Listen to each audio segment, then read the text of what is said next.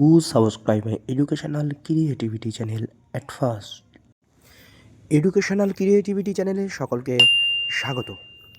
ভীষণ একটি নিউজ আমাদের সামনে এসে হাজির হয়েছে যেটা নিয়ে মামলাও হয়েছে। প্রায় 50,000 শিক্ষার্থীর ভবিষ্যৎ নষ্ট হতে চলেছে এমন একটি ব্যাপার সেখানে লেখা আছে সুন্দর করে। সেই সমস্ত ছেলেমেয়েরা টেটে বসলেও নিয়োগ প্রক্রিয়ায় সুযোগ পাবেন না বিশেষ একটি কারণে। সেই কারণটি শুধুমাত্র পর্ষদের গাফিলতিতে সেই কারণটি ঘটেছে। সেই কারণটি আমি আপনাদেরকে একটু বলবো, কারণ প্রাথমিক সংক্রান্ত অনেক কেস কিন্তু আছে বা অনেক জটিলতা কিন্তু প্রাথমিক শিক্ষা পর্ষদ বাদিয়েছে।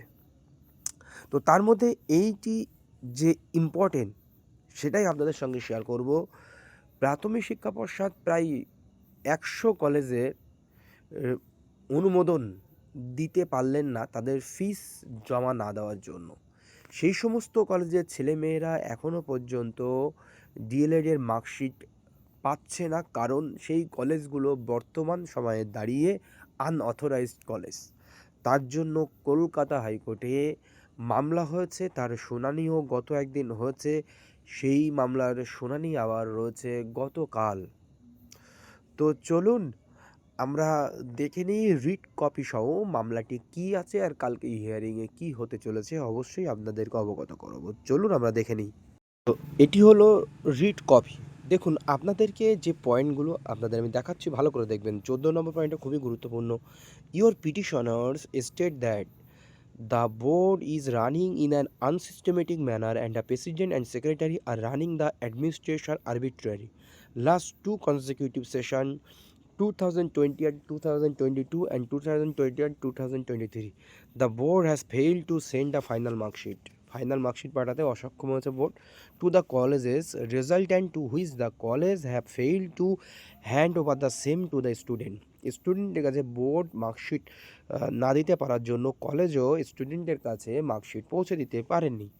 This callousness and is irresponsible act of the board has made the future of over 50,000 students uncertain, as they are currently treated as unrecognized DLED in the society and cannot apply for any teaching job in spite of having 2 years 2020 and 2022 and 2021 and 2023 of rigorous training and student দ্বারা এই certificate না পাওয়ার জন্য বা কলেজগুলো unauthorised হওয়ার জন্য can not apply for any teaching job in spite of having 2 years and of rigorous training and students। কোনো teaching জবের জন্য তারা আবেদন করতে পারছেন না বা পরবর্তীতে তারা টেট পাস, এই সমস্ত ক্যান্ডিডেটরা যদি টেট পাস হয়ে থাকে তারাও কিন্তু, যেহেতু এরা 20-22 বা 21-23 ইতিমধ্যে তারা টেট পাস, অনেক ক্যান্ডিডেট আছে কিন্তু তারা নিয়োগ প্রক্রিয়ায় অংশ নিতে পারবেন না যদি নিয়োগ নোটিফিকেশান এক্ষুনি দিয়ে দেয়। The college are also suffering heavily financially as the students have not paid the last installment of their fees and that was to be given on qualifying the DLED। যেহেতু তারা ডিএলএড কলেজের final marksheet পাচ্ছে না সেহেতু তারা ফিসগুলো পূরণ করছেন না, তার জন্য ডিএলএড কলেজগুলো একটা সমস্যার মুখোমুখি হচ্ছে। The whole thing has happened because of the callousness of the board for which the president and secretary must he held directly responsible. এখানে বোর্ড এবং বোর্ডের গাফিলতির জন্য এই সমস্যাগুলো হচ্ছে। এর জন্য দায়ী বোর্ড প্রেসিডেন্ট অ্যান্ড সেক্রেটারিকে সম্পূর্ণ দায়ী করা হচ্ছে এই সমস্ত ঘটনার জন্য। তো এই ব্যাপার, এই যে ব্যাটারটা এখানে বোর্ড প্রেসিডেন্ট বা সেক্রেটারি যে রিকগনাইজেশনের যে ব্যাপারটি এখানে রয়েছে, যে একটা ফিস জমা দেওয়ার ব্যাপার, যেই ফিস জমা দেওয়ার জন্য যে লিঙ্ক প্রোভাইড করেছিল বোর্ড সেটা উইদাউট নোটিফিকেশান, সেই লিঙ্কটা অনেক কলেজের কাছে পৌঁছায়নি, তার জন্য তারা সেই ফিসটা জমা দিতে পারেননি। সেহেতু বোর্ড এনসিটিকে নোটিশ করেছে যে এই কলেজগুলোকে এই ফিস জমা দেয়নি, এরকম একটি ব্যাপার দাঁড়াচ্ছে।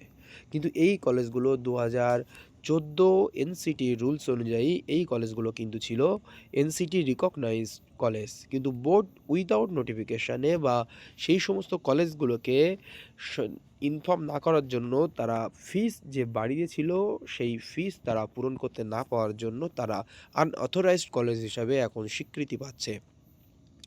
তো এখন এই নিয়ে এই যে একটু দেখিয়ে দিই, your petitioner state that all college are now governed by the NCT recognition norms and the 2014 regulation.